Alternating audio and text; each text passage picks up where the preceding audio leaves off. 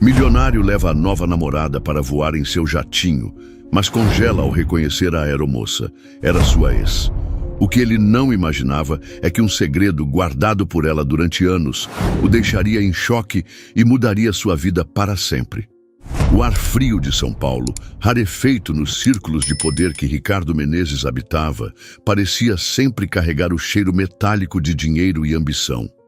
Para Ricardo, um titã do mercado imobiliário cuja assinatura transformava terrenos baldios em arranha-céus espelhados, a vida era uma sucessão de conquistas calculadas. Ele não apenas construía edifícios, ele construía uma imagem, uma fortaleza de sucesso inabalável, onde cada tijolo era um troféu e cada janela refletia seu próprio ego. Aos 42 anos, ele havia dominado a arte de transformar tudo em um ativo, inclusive as pessoas. E foi com essa mentalidade predatória que seus olhos pousaram em Camila, durante um evento de caridade no Jockey Club. Ela era um espetáculo de juventude e beleza, com um sorriso que parecia desenhado para as lentes das colunas sociais, e uma admiração quase palpável pelo poder que ele exalava. Para Ricardo, ela não era uma pessoa, mas um acessório, o próximo item de luxo a ser adquirido e exibido. O convite, portanto, foi uma formalidade, uma jogada de mestre em seu tabuleiro pessoal. Que tal um fim de semana em Gramado? Tem um lugar incrível por lá. Voamos no meu jato, claro. A frase foi dita com a displicência de quem oferece um café, mas carregava o peso de uma demonstração de força. Era o seu método, acelerar a conquista através da ostentação, criando uma dívida de gratidão e deslumbramento que o colocava no controle desde o primeiro instante. O hangar particular no aeroporto de Congonhas era um santuário para o ego de Ricardo. O Gulfstream G280, com suas linhas elegantes e o monograma discreto da Menezes Corp na cauda, era mais do que um meio de transporte. Era um trono alado. Ao entrarem, o cheiro de couro novo e madeira polida os envolveu. Camila suspirou, seus olhos percorrendo cada detalhe da cabine luxuosa, desde os assentos de couro branco gelo até os acabamentos em metal escovado. Ela se acomodou com a graciosidade de quem ensaiara aquele papel, ajeitando o vestido de seda e aceitando a taça de champanhe que já a aguardava. Ricardo observava a cena com um sorriso satisfeito. Tudo corria conforme o roteiro. Ele se sentou à sua frente, afrouxando a gravata, o rei em seu castelo móvel. O piloto, um homem de meia-idade com um rosto impassível, finalizava os preparativos na cabine, sua voz um murmúrio técnico e distante. Foi então que a porta da cabine se abriu novamente e uma figura surgiu, movendo-se com uma eficiência silenciosa que contrastava com o deslumbramento de Camila. Era a aeromoça. E no instante em que Ricardo a viu, o mundo cuidadosamente construído ao seu redor começou a ruir. O ar pareceu ficar denso, pesado. O champanhe em sua mão perdeu o brilho. Era Ana Paula. O nome ecoou em sua mente como um trovão distante, trazendo consigo a tempestade de um passado que ele havia lacrado em um cofre e atirado ao mar. 5 anos. 5 anos desde que ele a abandonara com a covardia de um bilhete e a frieza de um número de telefone bloqueado. Ela estava ali, vestida em um uniforme azul marinho impecável, o cabelo preso em um coque perfeito, a maquiagem sutil realçando a mesma beleza que um dia o enfeitiçara. Mas havia algo diferente. A doçura em seus olhos fora substituída por uma camada de gelo, uma serenidade profissional que era mais cortante do que qualquer acusação. Seu coração, um músculo que ele acreditava ter treinado para a indiferença, disparou, martelando contra suas costelas com uma violência esquecida. Ana Paula caminhou pela cabine, seus olhos passando por ele como se ele fosse apenas mais um passageiro anônimo, uma peça do mobiliário. Senhor Menezes, senhora, sejam bem-vindos a bordo. Meu nome é Ana Paula e estarei à sua disposição durante o voo. Por favor, afivelem os cintos para a decolagem. A voz dela era a mesma, mas o tom era outro. Era polido, distante, desprovido de qualquer emoção, como se eles nunca tivessem compartilhado segredos sob o céu estrelado de Ilhabela, como se ele nunca tivesse prometido a ela um futuro que ele mesmo destruiu. Ricardo sentiu o sangue gelar. Uma coincidência? Impossível. O universo não era tão cruelmente irônico. Ele operava uma frota exclusiva, com uma equipe fixa. Como ela estava ali, ele tentou compor-se, forçando um sorriso para Camila, que, alheia ao tsunami emocional que o engolfava, apontava para a janela, maravilhada com a visão dos outros jatos na pista. Isso é incrível, Ricardo. Eu nunca vou me acostumar com isso. A voz dela era um ruído irritante, uma distração indesejada no meio do caos que se instalara em sua mente. Ele apenas acenou, sua garganta seca demais para formular uma resposta. O piloto anunciou a decolagem e o jato começou a acelerar, pressionando-o contra o assento de couro. Enquanto a aeronave subia, rasgando as nuvens cinzentas de São Paulo, Ricardo sentia seu mundo despencar em queda livre. Ele se serviu de mais champanhe, o líquido borbulhante descendo por sua garganta sem sabor algum. Seus olhos, no entanto, estavam cravados em Ana Paula. Ele a observava circular pela cabine, verificando os compartimentos, ajustando uma cortina, movendo-se com uma graça e um profissionalismo que o desarmavam. Cada gesto dela era uma tortura. A forma como ela inclinava a cabeça, o jeito como seus dedos longos e finos seguravam a bandeja, tudo trazia à tona uma enxurrada de memórias que ele havia se esforçado tanto para enterrar. Ele se lembrava de suas discussões sobre o futuro, do pânico que sentiu quando ela falou em casamento, em filhos, em construir algo real. Ele se lembrava da decisão fria e calculada de cortar os laços, de desaparecer para preservar sua preciosa liberdade, sua armadura contra a vulnerabilidade. E agora, o fantasma daquela decisão o assombrava a 30.000 pés de altura, servindo-lhe champanhe com um sorriso impenetrável. Ele precisava entender, precisava de uma explicação. Mas como? Camila estava ali, um obstáculo sorridente e tagarela. Ele tentou encontrar o olhar de Ana Paula, buscando qualquer fresta em sua armadura, qualquer sinal de reconhecimento, de raiva, de dor. Mas não havia nada. Apenas um vazio polido, uma indiferença profissional que o deixava completamente desnorteado. Ele se sentia um estranho em seu próprio jato, um prisioneiro em sua gaiola dourada. O voo, que deveria ser uma demonstração de seu poder e controle, havia se transformado em um palco para sua própria impotência. Cada minuto que passava era uma agonia. O zumbido dos motores parecia amplificar o silêncio ensurdecedor entre ele e a mulher que ele um dia amou e descartou. Ele olhou para Camila, que agora folheava uma revista de moda, completamente absorta em um mundo de luxo superficial que ele mesmo havia lhe apresentado. Ela era o presente que ele escolhera, um presente sem complicações, sem passado, sem profundidade. E Ana Paula era o passado que voltava para cobrar a conta, um passado que ele começava a suspeitar carregava consequências muito mais profundas do que ele jamais poderia ter imaginado. O champanhe não estava mais ajudando. Na verdade, só intensificava a sensação de irrealidade, de estar preso em um pesadelo lúcido. Ele se recostou no assento, fechando os olhos, mas a imagem dela persistia, gravada em suas pálpebras. A aeromoça fria e distante, um espectro de seu próprio fracasso moral, navegando com calma pela turbulência que ela mesma, de alguma forma, havia criado em sua vida. E o pior de tudo era a pergunta que queimava em sua mente, uma pergunta para a qual ele não tinha resposta. O que ela queria? Vingança? Dinheiro? Ou algo muito, muito pior?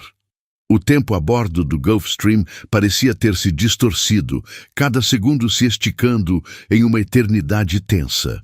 Ricardo tentava manter a fachada de anfitrião perfeito, engajando em uma conversa superficial com Camila sobre os vinhedos que pretendiam visitar e os restaurantes estrelados que ele já havia reservado. Mas suas palavras soavam ocas, mecânicas, como se fossem proferidas por um autômato. Sua mente estava em outro lugar, presa na órbita de Ana Paula. Ele a observava com a intensidade de um predador que subitamente se descobre a presa, analisando cada movimento dela em busca de uma pista, um deslize. Mas ela era a personificação da compostura. Quando servia as castanhas e frutas secas, seus dedos não tremiam. Quando oferecia mais uma taça de champanhe, seu sorriso não vacilava. Era essa serenidade, essa calma quase sobrenatural, que mais o perturbava. Não era a reação de uma mulher reencontrando o homem que partiu seu coração. Era a calma de alguém que detinha o controle absoluto da situação, alguém que sabia exatamente o que estava fazendo. Ricardo, um homem que construiu seu império baseado na capacidade de ler pessoas e antecipar movimentos, sentia-se completamente cego, tateando no escuro de um jogo cujas regras ele desconhecia. A ansiedade crescia em seu peito como uma videira venenosa, sufocando-o lentamente.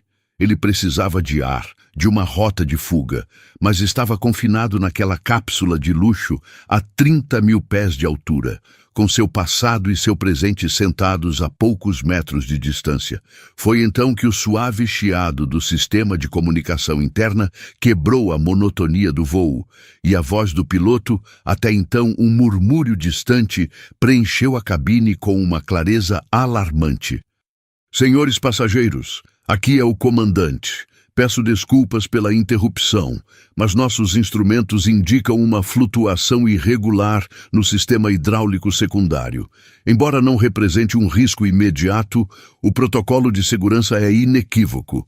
Para garantir a total segurança de todos a bordo, faremos um pouso não programado no aeroporto mais próximo, com capacidade para nos receber.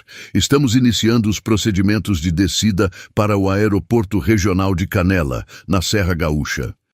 As palavras caíram sobre Ricardo como uma sentença. Canela, não Gramado. A frustração inicial rapidamente deu lugar à fúria. Ele, Ricardo Menezes, não era homem de imprevistos. Sua vida era uma sinfonia de logística impecável. Inaceitável! Ele rosnou, mais para si mesmo do que para os outros, desprendendo o cinto como se fosse se levantar e marchar até a cabine para resolver o problema pessoalmente. Ligue para a minha equipe. Quero um helicóptero me esperando em Canela assim que pousarmos. Não vou ficar preso em um aeroporto de província.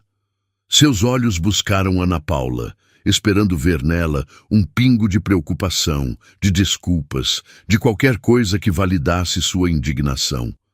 Mas o que ele encontrou foi um oceano de calma. Ela se aproximou, sua expressão serena, quase apática. Senhor Menezes, peço que retorne ao seu assento e afivele o cinto. A segurança é nossa prioridade. O comandante já está em contato com as equipes de solo. Todas as providências serão tomadas assim que aterrissarmos. A frieza dela era um balde de água gelada em sua raiva incandescente. Ela não estava surpresa, não estava nervosa, e nesse instante uma suspeita terrível, ainda sem forma, começou a se cristalizar em sua mente. Isso não era um acaso. A presença dela, a falha técnica, o desvio para uma cidade secundária, as peças de um quebra-cabeça que ele não queria montar começavam a se encaixar. O jato desceu suavemente, cortando o céu azul e revelando a paisagem acidentada e verdejante da Serra Gaúcha. As araucárias se erguiam como sentinelas ancestrais, e o cenário que deveria ser um deleite para os olhos parecia agora sinistro, parte de uma armadilha bem elaborada. O pouso foi perfeito, uma demonstração de habilidade técnica que contrastava com a suposta falha mecânica. Assim que as rodas tocaram o asfalto, o rugido dos motores começou a diminuir, sendo substituído por um silêncio pesado, que só era quebrado pelo tic-tac caro do relógio de Ricardo. Camila, que havia ficado pálida durante o anúncio, agora parecia se recuperar. Que susto, mas que aventura, não é? Pelo menos estamos em segurança. Sua tentativa de leveza soou absurdamente fora de lugar. Ricardo não respondeu. Ele observava pela janela enquanto a escada era acoplada à porta da aeronave. O ar que entrava quando a porta se abriu era frio e puro, carregado com o cheiro de pinho e terra úmida. Um contraste brutal com o ar artificial e controlado da cabine e de sua vida em São Paulo. No pátio de concreto, sob o sol ameno da tarde, uma figura solitária os aguardava. Era um homem mais velho, de cabelos grisalhos e postura ereta, vestindo uma jaqueta de couro surrada sobre uma camisa xadrez. Havia uma dignidade tranquila em seu semblante, e seus olhos, de um azul surpreendentemente vivo, pareciam analisar o jato e seus ocupantes com uma curiosidade calma. Ana Paula foi a primeira a descer, e a interação entre ela e o homem foi sutil, mas reveladora. Um leve aceno de cabeça, um olhar que trocava volumes de informação em um único segundo. Ricardo desceu em seguida, com Camila em seu encalço, e o homem se aproximou, seu caminhar lento, mas firme. Sejam bem-vindos à Canela, ainda que em circunstâncias inesperadas, disse ele, sua voz um barítono grave e acolhedor. Meu nome é Orlando, sou o avô da Ana Paula. Ele estendeu a mão para Ricardo, e o aperto foi firme, a mão calejada de quem conhecia o trabalho manual. Ricardo sentiu um calafrio percorrer sua espinha. O avô. A teia estava se fechando. O mecânico já foi notificado, mas a peça necessária para o reparo do sistema hidráulico só chega de Porto Alegre amanhã pela manhã. Sinto pelo inconveniente. Inconveniente é pouco, Ricardo retrucou, a arrogância sendo sua única defesa contra a crescente sensação de vulnerabilidade. Como eu disse, já solicitei um helicóptero. Não pretendemos ficar.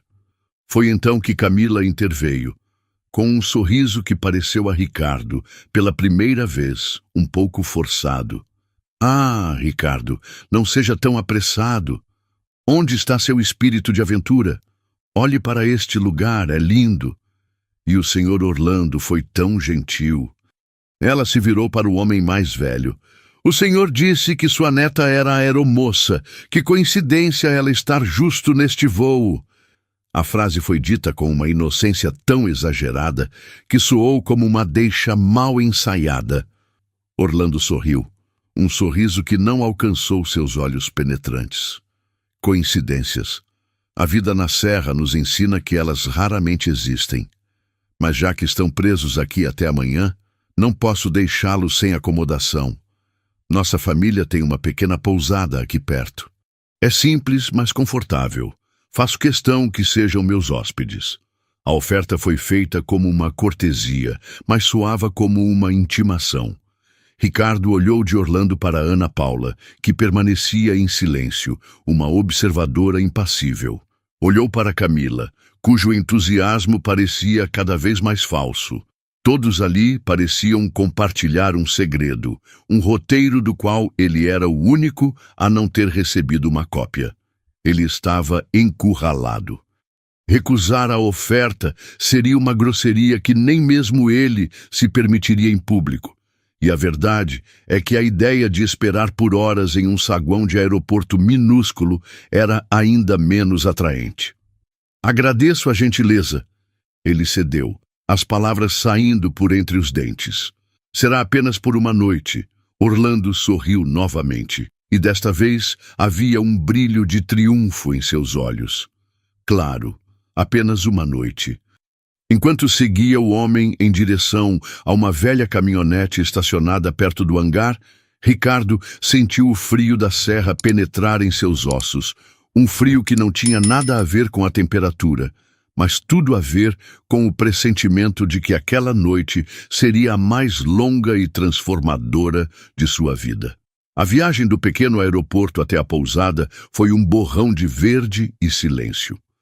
Ricardo, espremido na cabine da caminhonete entre um Orlando estoico ao volante e uma Camila que agora parecia ter esgotado seu repertório de exclamações encantadas, sentia-se cada vez mais deslocado.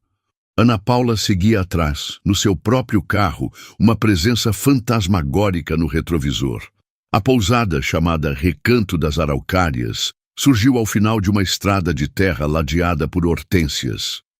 Era uma construção de madeira e pedra, com amplas varandas e um telhado íngreme que lhe conferia um ar de chalé alpino. Era charmosa, rústica e, para Ricardo, claustrofóbica. Representava tudo o que ele não era, simples, orgânico, sem a ostentação polida do concreto e do vidro. "É aqui", anunciou Orlando, estacionando o veículo. "Sintam-se em casa." A expressão era um convite, mas para Ricardo soava como o início de uma sentença. Ele saiu da caminhonete, o ar da serra envolvendo-o, denso e perfumado.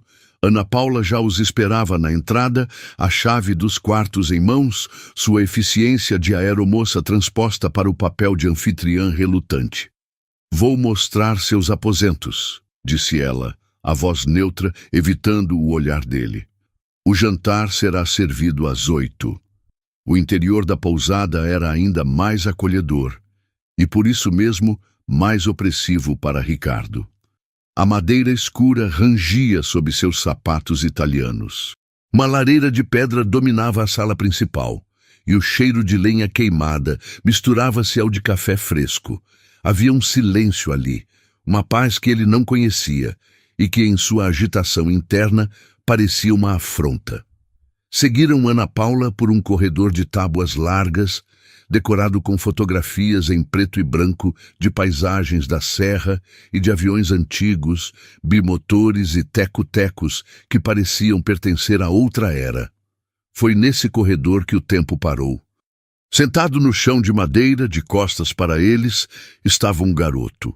Ele não devia ter mais de 4 ou 5 anos e estava completamente absorto em seu próprio mundo, um universo em miniatura espalhado ao seu redor. Eram aviões, dezenas de pequenos aviões de metal e plástico, organizados em uma formação complexa sobre o assoalho. O menino fazia sons de motor com a boca, um zumbido baixo e concentrado, enquanto movia um pequeno jato prateado em um arco gracioso, simulando um pouso. Ricardo parou abruptamente, um passo atrás de Ana Paula. Havia algo na concentração daquela pequena figura, na seriedade com que tratava sua brincadeira, que o prendeu. Camila, percebendo a pausa, sussurrou: "Que gracinha! Filho de algum hóspede." Ana Paula não respondeu a ela. Seu corpo enrijeceu por um instante e então, com uma respiração profunda que Ricardo pôde quase sentir, ela se virou. "Pedro!" ela chamou, a voz suave, mas firme. O menino, ouvindo o chamado, interrompeu seu voo imaginário e se virou, e o universo de Ricardo Menezes implodiu. O rosto que se ergueu para encará-los era um espelho, uma versão em miniatura e assustadoramente perfeita de si mesmo.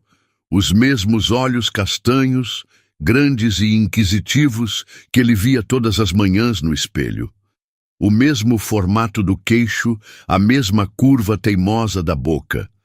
Até o jeito como a sobrancelha esquerda se arqueava levemente em curiosidade era uma cópia carbono de um trejeito seu. O ar fugiu de seus pulmões. O corredor pareceu se inclinar, as paredes de madeira se fechando sobre ele. O zumbido dos aviões do menino foi substituído por um zumbido agudo em seus próprios ouvidos. Ele olhou para Ana Paula. 1 milhão de perguntas morrendo em seus lábios, sua mente incapaz de processar a cena. O silêncio que se instalou foi denso, pesado, carregado de 5 anos de palavras não ditas e de uma verdade inegável.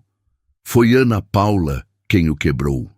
Ela pousou a mão suavemente no ombro do menino e, com os olhos fixos nos de Ricardo, em um desafio frio e direto, ela proferiu as palavras que selariam seu destino. "Esse é o Pedro, Meu filho. A revelação não foi um sussurro, foi uma explosão. Ricardo sentiu o chão desaparecer, o corredor de madeira se transformar em um abismo sem fundo. E filho, ele conseguiu balbuciar, a voz um fiapo irreconhecível. Ele olhou para o menino, que agora o encarava com uma curiosidade inocente, alheio à bomba que acabara de ser detonada. O menino sorriu, um sorriso que era familiar. Você gosta de aviões também? Perguntou Pedro, sua voz infantil e clara, cortando a tensão como uma lâmina. Ele ergueu o jatinho prateado. Esse é um Gulfstream, igual ao que pousou hoje. O vovô me mostrou. Ricardo não conseguiu responder. Sua mente era um turbilhão de negação, fúria e um terror primordial que ele nunca havia sentido. Camila, ao seu lado, finalmente pareceu entender a magnitude da situação. Sua boca se abriu e fechou sem emitir som. Seus olhos arregalados indo de Ricardo para o menino e de volta para Ana Paula. A farsa de sua surpresa finalmente desmoronando em choque genuíno. Ana Paula, no entanto, permaneceu inabalável. Seu quarto é o último à direita, Ricardo. O seu é o da frente, Camila. O jantar, como eu disse, é às 8. Com isso, ela pegou na mão de Pedro e o guiou na direção oposta, deixando Ricardo paralisado no corredor. Um homem que construía impérios, agora reduzido a ruínas por uma criança de 5 anos e um punhado de aviões de brinquedo. O jantar foi uma obra-prima de tortura psicológica. A mesa, posta na sala principal em frente à lareira crepitante, era um campo de batalha silencioso. De um lado, Ricardo, tenso como uma corda de aço, mal tocando na comida. Ao seu lado, Camila, agora quieta e observadora, seu papel de conquista esquecido. Do outro lado, Ana Paula com uma calma glacial e seu Orlando, cuja presença era uma mistura de hospitalidade e vigilância. E no centro de tudo, o epicentro do terremoto, estava Pedro. O menino, sentado em uma cadeira alta ao lado da mãe, era a única fonte de vida e inocência naquela mesa carregada de fantasmas. Ele falava sem parar, sua empolgação infantil um contraponto surreal à tensão dos adultos. E seu assunto era um só: aviões. Vovô, o senhor acha que um dia eu vou conseguir pilotar um 747? O senhor já pilotou um? Era difícil? Ele tem quantos motores? Orlando respondia a cada pergunta com uma paciência infinita, seus olhos brilhando de orgulho. Claro que vai, campeão. Se você estudar bastante, eu pilotei muitos deles. Não é difícil quando se ama o que faz. A conversa era um dueto entre avô e neto, mas cada palavra era uma flecha envenenada para Ricardo. Ele ouvia sobre a paixão do menino por aerodinâmica, sobre como ele já sabia a diferença entre um Airbus e um Boeing, sobre seu sonho de ser piloto, igual ao vovô foi. Então, em um momento que fez o coração de Ricardo parar, Pedro se virou para ele, seus grandes olhos castanhos fixos nos seus. O meu pai também viaja ao mundo de avião, ele disse, com uma convicção orgulhosa. É por isso que ele não pode vir me visitar.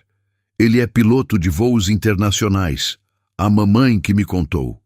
A mentira. A mentira piedosa e devastadora que Ana Paula havia construído para proteger o filho da verdade sobre o pai que o abandonara antes mesmo de saber de sua existência. A simplicidade com que o menino proferiu aquelas palavras, a fé inabalável em um pai herói e ausente, cortou Ricardo mais fundo do que qualquer acusação, qualquer grito de raiva poderia ter feito. Ele sentiu o gosto amargo da bile na garganta. Ele não era um herói. Ele era o vilão daquela história. Um vilão tão covarde que nem mesmo teve a coragem de enfrentar as consequências de seus atos, forçando a mulher que ele destruiu a inventar uma fantasia para preencher o vazio que ele deixou. Naquele instante, sob o olhar inocente de seu filho, Ricardo Menezes se sentiu pela primeira vez na vida verdadeiramente pobre.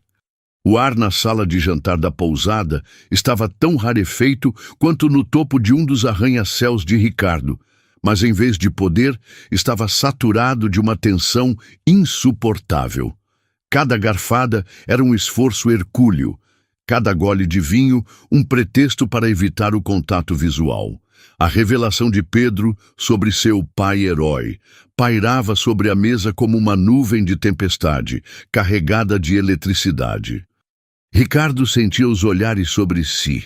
O de Ana Paula, frio e avaliador. O de Orlando, uma mistura de pena e desprezo. E o de Camila, agora claramente desconfortável. Uma atriz cujo papel havia terminado abruptamente no meio da peça. Ele queria gritar, quebrar alguma coisa, explodir em uma fúria que pudesse, de alguma forma, mascarar a vergonha que o corroía por dentro. Mas ele estava paralisado, silenciado pela pureza da mentira que seu filho acreditava. A mentira que ele, com sua covardia, havia tornado necessária. Ele era um fantasma naquela mesa, uma ausência que, paradoxalmente, era a presença mais forte e perturbadora de todas. O crepitar da lenha na lareira era o único som que ousava preencher o silêncio, um acompanhamento rítmico para a desintegração silenciosa de um homem. Foi nesse momento de clímax silencioso que a porta principal da pousada se abriu, trazendo consigo uma rajada do ar frio da noite e uma nova personagem para aquele palco infernal. A figura que entrou era elegante, imponente, vestida com um casaco de cachemira bege que custava mais do que o salário anual de muitas pessoas. Seus cabelos prateados estavam cortados em um estilo impecável, e seus olhos, os mesmos olhos castanhos de Ricardo e de Pedro, varreram a sala com uma autoridade natural. Era Dona Helena Menezes, a matriarca, a única pessoa no mundo cujo poder e influência rivalizavam com os de Ricardo. A surpresa no rosto dele foi instantânea, um choque elétrico que o fez se endireitar na cadeira. "Mãe, o que você está fazendo aqui?" A pergunta saiu áspera, carregada de uma suspeita que se formava rapidamente. Helena não respondeu a ele imediatamente. Seus olhos pousaram primeiro em Pedro, e um sorriso genuíno, algo que Ricardo raramente via, suavizou suas feições. "Olá, meu querido", disse ela ao menino, que a olhou com curiosidade. Então, ela se virou para o resto da mesa, seu olhar passando por Ana Paula e Orlando com um aceno de reconhecimento, e por Camila com uma frieza polida, antes de finalmente se fixar em seu filho. "Eu vim garantir que você não fugiria desta vez, Ricardo." A frase foi dita em um tom baixo, quase conversacional, mas carregava o peso de uma bigorna. E com ela, a última peça do quebra-cabeça se encaixou na mente de Ricardo, revelando a imagem completa e aterrorizante da conspiração. Não era apenas Ana Paula. Não era uma coincidência. Era um plano orquestrado, e a maestrina estava ali, parada diante dele. A fúria, antes contida, explodiu. "Você!" ele sibilou, levantando-se da mesa com um movimento brusco que fez a cadeira raspar ruidosamente no chão de madeira. "Isso tudo foi você, o voo, a falha técnica, ela." Ele apontou para Camila, que se encolheu sob seu olhar acusador. "E ela?" Seu dedo então se moveu para Ana Paula, que sustentou seu olhar sem vacilar. "Foi tudo um plano seu." Helena caminhou lentamente até a mesa, sua calma um contraste gritante com a fúria de Ricardo. Ela não negou, pelo contrário, ela confirmou cada suspeita com uma tranquilidade assustadora. "Sim, Ricardo, fui eu." "Eu contratei a senhorita Monteiro", disse ela, referindo-se a Camila com uma formalidade que a despojava de qualquer intimidade. "Uma excelente investigadora particular, aliás, para se aproximar de você. Eu providenciei para que Ana Paula, a quem eu localizei há mais de 1 ano, estivesse naquele voo.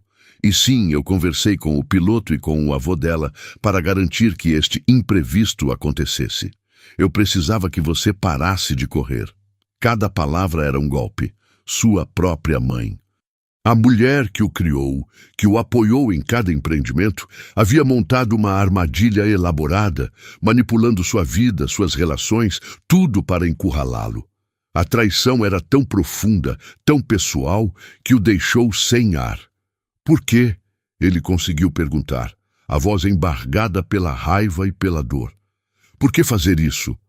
Helena parou em frente a ele, a mesa entre os dois, e pela primeira vez, Ricardo viu não a empresária implacável, mas uma mãe com o coração pesado. Porque eu não podia permitir que você se transformasse completamente no seu pai, disse ela, a voz agora carregada de uma tristeza antiga. Eu vi seu pai cometer os mesmos erros, Ricardo. Fugir das responsabilidades emocionais, construir muros ao redor do coração. Deixar um rastro de vidas quebradas em nome da ambição. Ele morreu um homem rico e poderoso, mas morreu sozinho. Eu me recuso a assistir meu único filho seguir o mesmo caminho para o mesmo abismo solitário. A menção ao pai, um homem cuja memória Ricardo reverenciava e temia em igual medida, foi o golpe final. Ele cambaleou para trás, como se tivesse sido fisicamente atingido, e afundou de volta na cadeira derrotado. A comida em seu prato agora parecia intragável. O vinho tinha gosto de cinzas. O silêncio que se seguiu foi o mais pesado de todos. Um silêncio de verdades expostas e defesas destruídas. Foi a voz inocente de Pedro que, mais uma vez, quebrou o feitiço.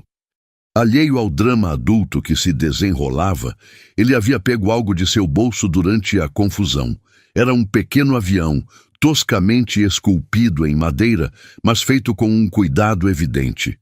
Ele se levantou na cadeira, esticando-se sobre a mesa, para mostrar o brinquedo a Ricardo, que ainda estava perdido em seu torpor. "Olha!", disse o menino, com um sorriso radiante que era um farol de luz na escuridão daquela sala. "O vovô me ajudou a fazer. É um biplano." Ele disse que os primeiros pilotos eram os mais corajosos. Ricardo ergueu os olhos, focando com dificuldade no pequeno objeto de madeira e no rosto iluminado de seu filho. A simplicidade do momento, a pureza da alegria do menino, era uma tortura e uma bênção. Então, Pedro proferiu a frase que iria assombrá-lo, a pergunta que definiria o resto de sua vida. Ele olhou diretamente nos olhos de Ricardo, com toda a esperança e a fé que uma criança de 5 anos pode reunir, e perguntou: "Quando eu crescer, eu quero voar com meu pai. Será que ele vai querer voar comigo?" A pergunta não foi feita ao herói piloto de voos internacionais da história de Ninar. Foi feita a ele, Ricardo Menezes, o homem que estava ali, quebrado e exposto. E no silêncio que se seguiu, enquanto todos na mesa prendiam a respiração, Ricardo percebeu que a resposta para aquela pergunta não seria dada com palavras, mas com as ações que ele escolheria tomar a partir daquele momento. O futuro de seu filho e a salvação de sua própria alma dependiam disso. O resto do jantar passou como um sonho febril. Ricardo não se lembra de como a refeição terminou, nem de como se despediu dos outros. Ele se moveu em um estado de choque, um autômato guiado por instintos básicos. A única coisa que registrou com clareza foi o momento em que Ana Paula levou um Pedro sonolento para a cama, o menino esfregando os olhos e murmurando um boa noite geral antes de desaparecer pelo corredor. Cada passo de Ricardo em direção ao seu quarto era pesado, como se estivesse caminhando no fundo do oceano. O quarto, com suas paredes de madeira, móveis rústicos e uma cama que parecia convidativa, era uma cela. Ele fechou a porta, e o som do trinco se fechando ecoou como o de um portão de prisão. Sozinho. Pela primeira vez naquela noite longa e torturante, ele estava verdadeiramente sozinho com seus pensamentos. E eles eram uma companhia cruel. Ele não acendeu a luz principal, deixando o quarto mergulhado na penumbra, iluminado apenas pela luz prateada da lua que entrava pela janela. Ele caminhou até a vidraça e olhou para fora.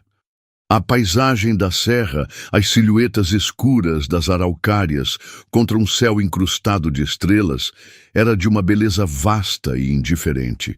Uma beleza que não se importava com seus impérios de concreto, com suas ações na bolsa, com seu nome nas colunas sociais. Ali, naquela quietude, as muralhas que ele construiu ao redor de si mesmo por décadas começaram a ruir, tijolo por tijolo. A raiva deu lugar a algo muito mais profundo e assustador, um vazio abissal. A pergunta de Pedro, será que ele vai querer voar comigo? Ecoava em sua mente, não como uma acusação, mas como um lamento. E com ela veio a avalanche. Ele pensou nos últimos 5 anos. Enquanto ele estava fechando negócios multimilionários, comprando carros novos, viajando para destinos exóticos com uma sucessão de mulheres bonitas e esquecíveis, um menino que era seu sangue, sua carne, estava aprendendo a andar. O primeiro passo, ele o perdeu.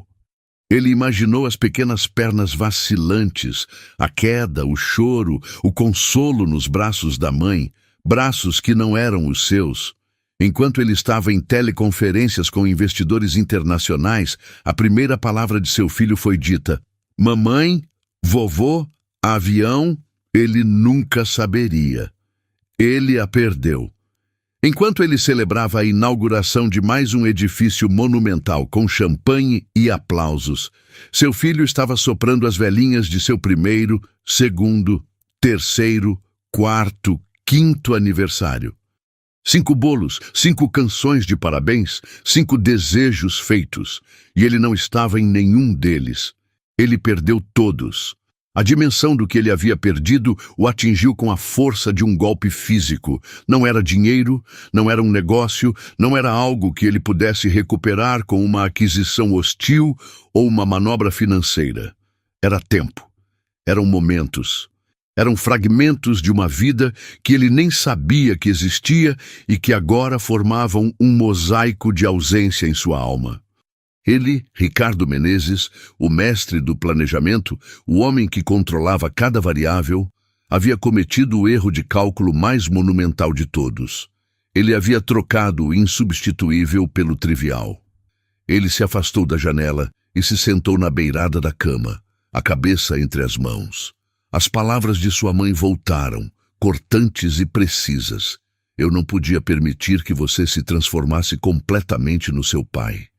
Ele sempre se orgulhara de ser como o pai, de ter herdado sua perspicácia para os negócios, sua ambição implacável.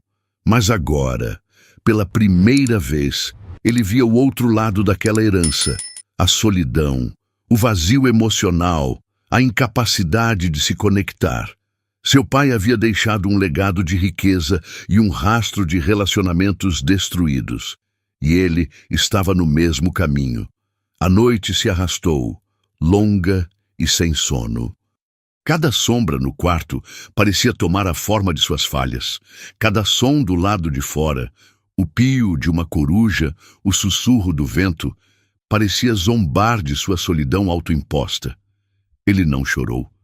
Ricardo Menezes não chorava, mas algo dentro dele, algo que ele mantivera congelado por muito tempo, começou a derreter dolorosamente. Na manhã seguinte, enquanto Ricardo ainda estava perdido em suas reflexões, Camila já o esperava na sala, com a mala pronta ao lado da porta. Seus olhos não tinham mais o brilho superficial da noite do voo, mas uma clareza fria e resignada. Helena já acertou o que me devia, disse ela, a voz sem emoção. Eu fui contratada para te trazer até aqui, Ricardo, não para participar do seu drama familiar. Meu papel acabou. Ela o olhou uma última vez, não com raiva, mas com uma espécie de pena profissional. Boa sorte. Você vai precisar. Sem esperar resposta, ela se virou e caminhou para o carro que já a aguardava lá fora, desaparecendo da vida dele tão metodicamente quanto havia entrado. O sol da manhã seguinte nasceu pálido, filtrando-se pela janela e encontrando Ricardo na mesma posição em que passara a maior parte da noite, sentado na cama, os olhos abertos na escuridão. Ele se sentia esgotado, como se tivesse lutado uma batalha durante toda a noite. Levantou-se, tomou um banho frio, vestiu-se mecanicamente. Ele não sabia o que fazer, que passo dar. A única certeza era que não podia mais fugir. Ao sair do quarto, o cheiro de café e pão quente o guiou até a sala de jantar. Apenas Orlando estava lá, lendo um jornal. Ele ergueu os olhos por cima dos óculos quando Ricardo entrou e apenas acenou com a cabeça. Um gesto que não era nem amigável, nem hostil, apenas um reconhecimento. Ricardo serviu-se de uma xícara de café e estava prestes a se sentar quando uma voz infantil o chamou do corredor. Ricardo! Era Pedro. O menino veio correndo em sua direção, os olhos brilhando de excitação. Vem ver! O vovô me deu uma coleção nova. São aviões de madeira da Segunda Guerra. Tem um Spitfire e um Mustang. O convite era tão puro, tão desprovido da tensão da noite anterior, que Ricardo se viu incapaz de recusar. Ele seguiu o menino, que o puxava pela mão com uma força surpreendente, de volta ao corredor que fora o palco de sua ruína e talvez de sua redenção. O chão do quarto de Pedro era um hangar em miniatura. Além dos modelos de plástico, havia agora uma esquadrilha de aviões de madeira, cada um com um acabamento rústico e detalhado. O menino se ajoelhou, pegando um dos aviões com reverência.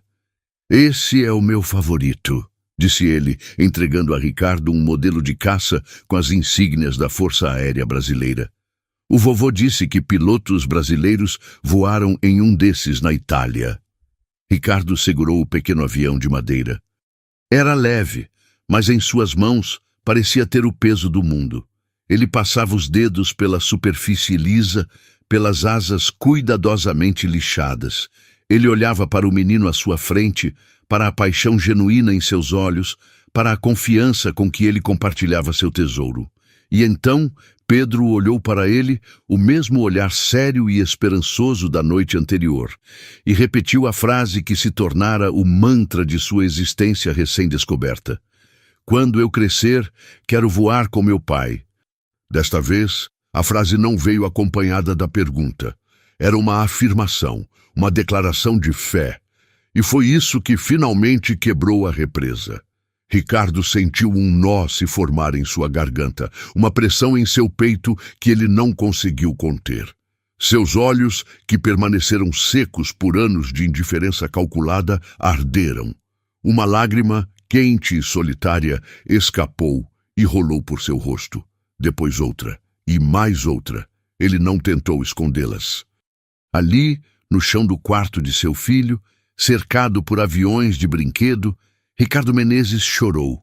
Chorou pelos anos perdidos, pelas palavras não ditas, pelos abraços não dados.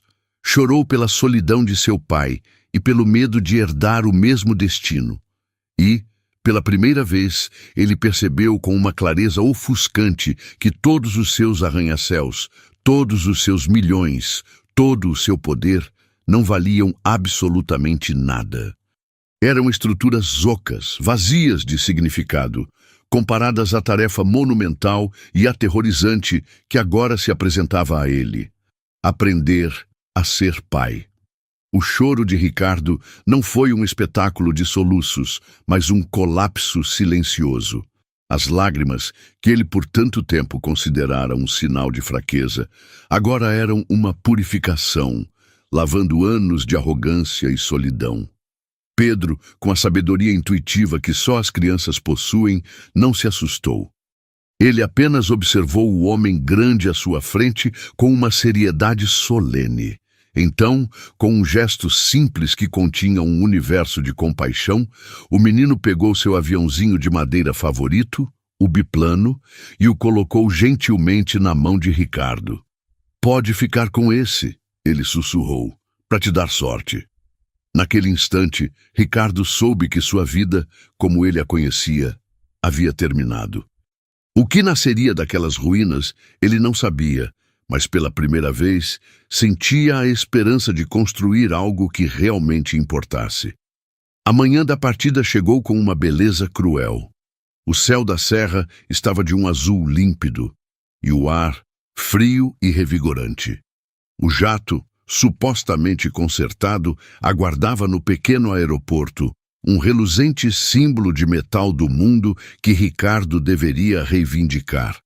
As malas estavam prontas. Sua mãe, Helena, o observava com um olhar que era uma mistura de ansiedade e esperança. Ana Paula mantinha uma distância calculada, seu rosto uma máscara impenetrável, embora Ricardo agora pudesse detectar uma fresta de vulnerabilidade em seus olhos. A despedida aconteceu no pátio da pousada. O plano era simples. Ricardo voltaria para São Paulo, reorganizaria sua vida e começaria de alguma forma a construir uma ponte sobre o abismo de 5 anos que o separava de seu filho. Seria um processo lento, doloroso, cheio de visitas de fim de semana e telefonemas agendados. Era o caminho lógico, o caminho sensato, mas a lógica havia abandonado Ricardo. Enquanto seu motorista colocava a última mala no carro, seus olhos foram atraídos para o gramado ao lado da pousada. Lá, Pedro e seu avô, Orlando, estavam engajados em um ritual sagrado. Eles não brincavam com um avião de brinquedo, mas montavam um aeromodelo de verdade, uma réplica em escala de um planador com uma envergadura de quase 2 metros. Ricardo observava, hipnotizado, a interação entre os dois. As mãos calejadas do avô guiando as mãos pequenas do neto, ajustando um cabo, apertando um parafuso, explicando em voz baixa os princípios da sustentação e da resistência do ar. Havia uma cumplicidade ali, uma transferência de conhecimento e amor que era tão tangível quanto a madeira e a lona do planador. Eles não estavam apenas construindo um avião, estavam construindo memórias, um legado. E Ricardo era um espectador, um estranho olhando para dentro de um mundo ao qual ele desesperadamente queria pertencer. "Está na hora, Ricardo", disse sua mãe suavemente. Ele acenou, mas não se moveu. Seus pés pareciam cravados no chão. Ele olhou para o jato no aeroporto distante, depois para o planador no gramado. Um representava o poder, a velocidade, a fuga. O outro representava a paciência, a presença, a construção. E em seu coração uma decisão floresceu, não de forma inesperada, mas com a certeza inevitável de uma semente que finalmente rompe a terra. Ele se virou para sua mãe. "Ligue para o piloto. Diga a ele para voltar para São Paulo, sozinho." Helena ergueu as sobrancelhas, surpresa, mas um sorriso de triunfo brilhou em seus olhos. "E a empresa? A reunião do conselho?" "Que vendam as ações, que me demitam", respondeu Ricardo, e pela primeira vez em sua vida as palavras soaram como liberdade, não como fracasso. "Vou construir algo mais importante aqui." Ele caminhou em direção a Ana Paula, que o observava com uma mistura de choque e desconfiança. Ele parou a uma distância respeitosa. "Eu sei que não posso consertar o passado, Ana Paula. Sei que não mereço uma segunda chance, mas eu não vou ser um pai de fim de semana. Eu vou ficar, vou aprender, mesmo que seja apenas para ser digno de amarrar os sapatos dele." Ela não respondeu. Mas ele viu algo em seus olhos, uma rachadura no gelo que ela construíra ao redor de si mesma. Não era perdão, nem amor. Era algo muito mais frágil e precioso. A possibilidade. Satisfeito com aquele pequeno vislumbre de esperança, Ricardo se virou e caminhou em direção ao gramado. Ele não correu. Cada passo era deliberado, um compromisso. Pedro e Orlando o viram se aproximar. O menino parou o que estava fazendo, os olhos grandes e questionadores. Ricardo se ajoelhou na grama úmida, ao lado de Pedro e do velho Orlando, sem se importar com a calça de grife que agora se manchava de terra. O menino estendeu para ele uma pequena chave de fenda, seus olhos brilhando de expectativa. Você aperta esse parafuso, mas não muito, senão a asa quebra, disse com a naturalidade de quem entrega um segredo sagrado. Ricardo pegou a ferramenta. Em suas mãos, tão acostumadas a assinar contratos bilionários, aquele objeto simples parecia ter o peso de um destino. Ele respirou fundo e, pela primeira vez, não se sentiu no comando. Sentiu-se aprendiz. Ana Paula observava de longe, os braços cruzados, o semblante ainda protegido por um gelo antigo, mas ao ver o ex-todo-poderoso empresário inclinado ao lado do filho, errando, aprendendo, sujando as mãos, ela desviou o olhar rapidamente. E por um instante, Ricardo percebeu a rachadura na muralha que ela construíra ao redor de si mesma. Por um instante, Ana Paula desviou o olhar, como se precisasse piscar mais vezes do que o normal. Era quase imperceptível, mas Ricardo percebeu. Atrás do gelo havia uma rachadura silenciosa, um resquício de emoção que ela lutava para esconder.